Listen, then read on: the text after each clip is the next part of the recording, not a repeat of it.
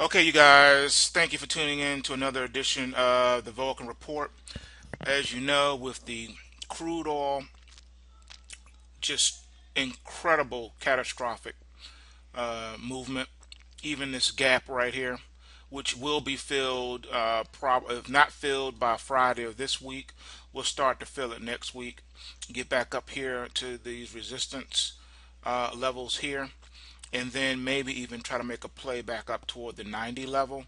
We overshot our target significantly. The first target was 88, like I told you last year.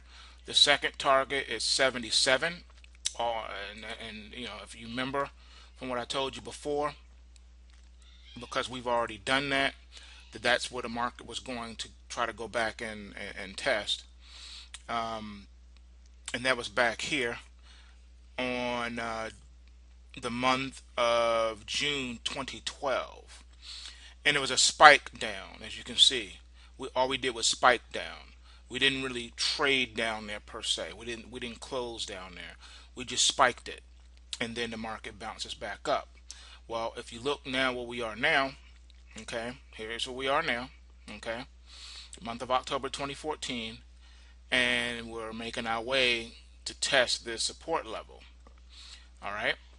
Last time we came down to below that 88 and got down to these, trying to test the 77 level, and exactly with 77.28, we exploded, and that's when we went up to the 112 level. Okay, so and we did that by August the 30th of 2013, and so it gives you about a year. So I would say within the next 12 to 18 months, you can expect crude oil to be back above the $112 mark, all things being equal. All right, let's uh, let's look for.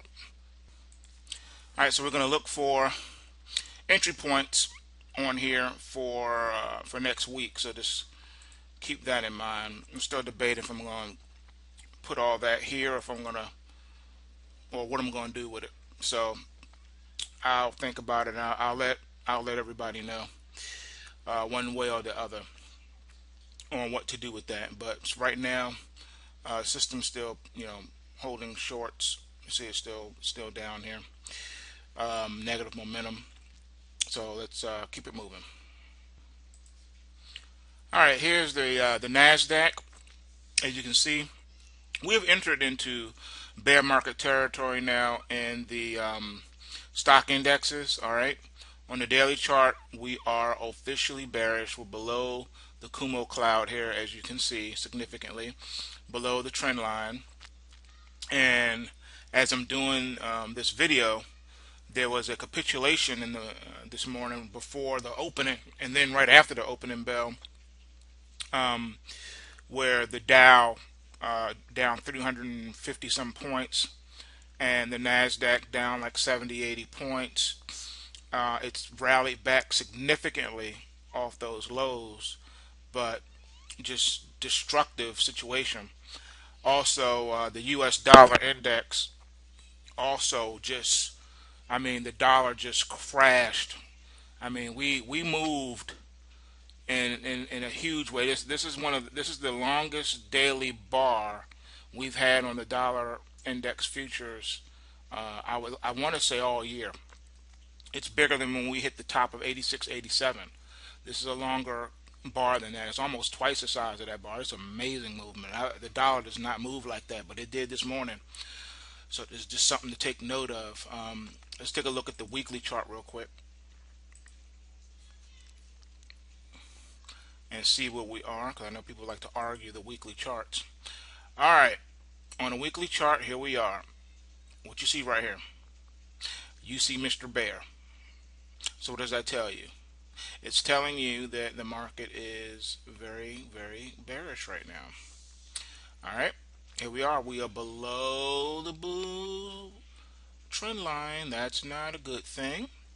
Can we bounce back above it? Yeah. Sometimes when you test this red support line here, the markets bounce back. Now, after that capitulation move this morning, we'll see if we can do it. It's done it here in the past. hit it, explode, hit it, explode. Um, let's go back some more. See, so we like to test it, but I'm gonna have to go with the system here and say that um, we are still very much um, bearish right now, and it's not anything we can do about it. Is officially bearish. All right. Once you're below this, this is your initial line right here. All right. This is your initial line. This blue trend line is your first line of support and resistance. Okay. If you're above it, you're bullish. You're below it, you're bearish.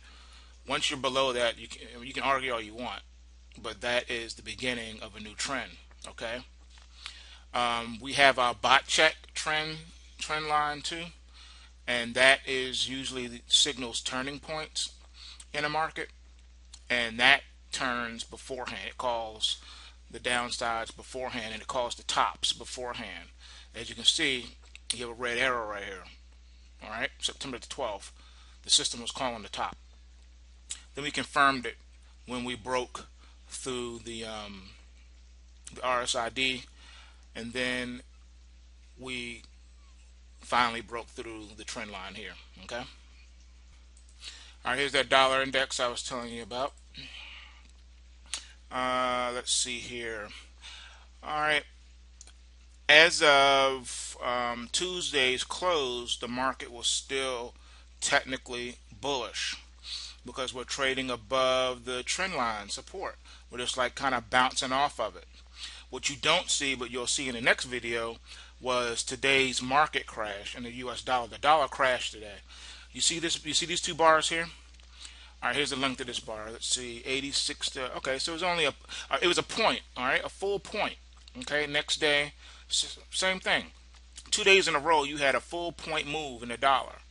Today's move in the dollar, however, is 2 points. So it's twice the bar, like I said a few moments ago. Today's move is twice the, so two of these bars, but down though. I mean, wait till you see it's like all the way. We hit 84.52 today, so that puts the bar right about here. So the next video you'll see the low will be down here where this cursor is. That is crazy. And 1 day move. It's trying to come back and fight its way back up here now to the trend line, which is also hilarious. As I'm talking to you, we're 85.27 and a half now. So just craziness in these markets, man. It's just unbelievable. So, and the currencies, the euro and the pound and the Aussie are all higher. Euro's up over 100 pips, and I think it was down like 200 pips earlier. No, I'm sorry, up 200 pips earlier. So there's some craziness going on. So why these markets move the way they do, who knows? But the bottom line is you got to use your stop and reverses to take advantage of it. That's what it boils down to. All right, let's move on to the precious metals. All right, taking a look real quick here at your gold. The gold right now, as you can see, is really trying to do a little something. 1230.90 was where we closed after hitting 1239. This morning we hit 1250, but we're back down to 1237. So it's trying to bounce off of its long-term downtrend. Excuse me. And officially it is bullish now. It has turned bullish. Okay, can't front.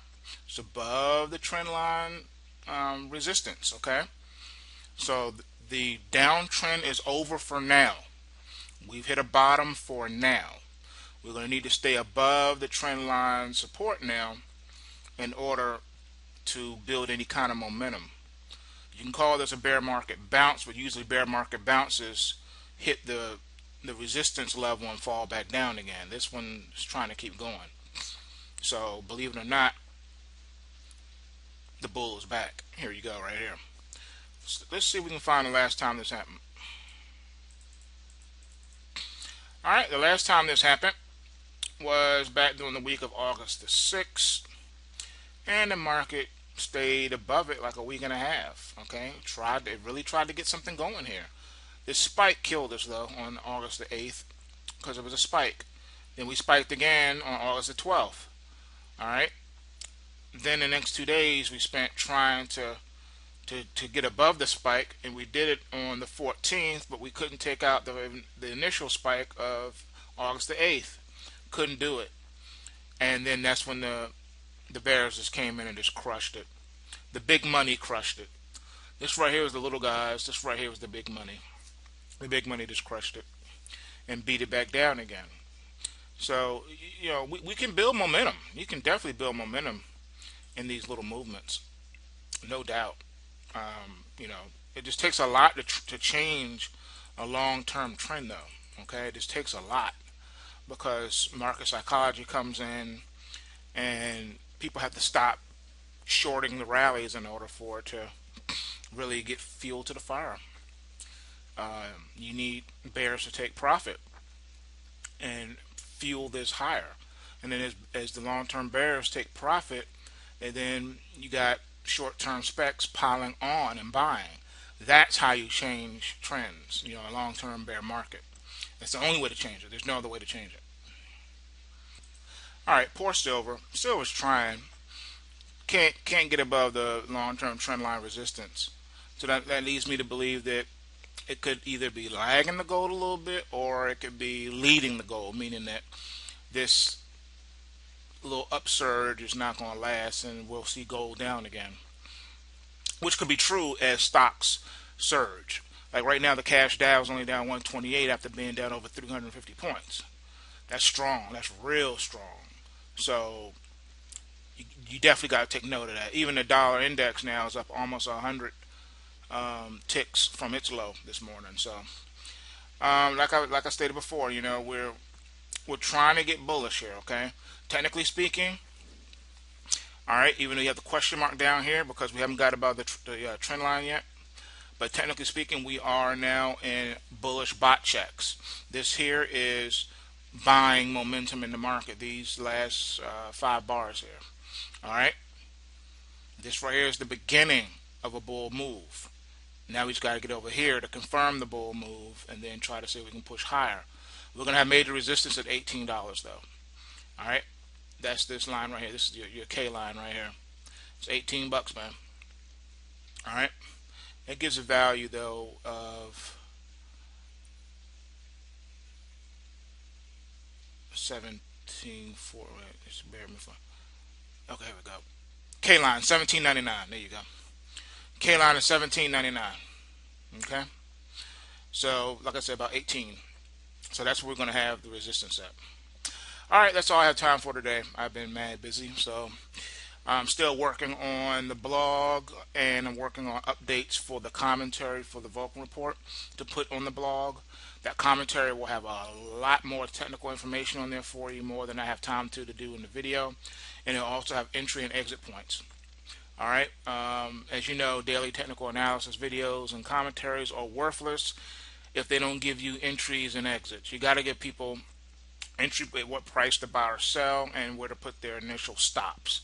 Stop placement management is up to you once you get into a position. But what I attempt to do is at least get you in and get you in right. So I get you in at the right price and help you with your initial stops.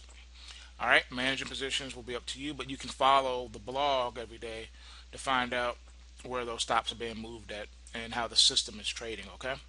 Anyway, be encouraged. Remember, take what you can and give nothing back.